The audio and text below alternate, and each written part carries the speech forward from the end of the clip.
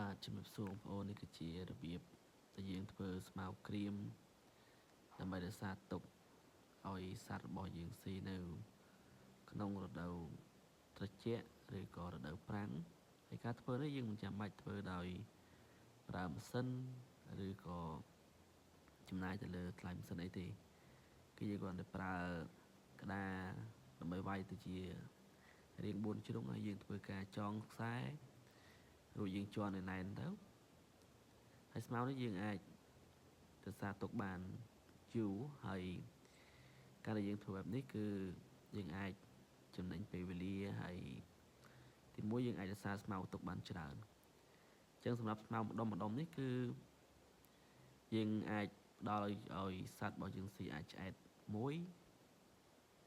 នៅក្នុងម្ដុំអញ្ចឹងការធ្វើងាយស្រួលមែនតើ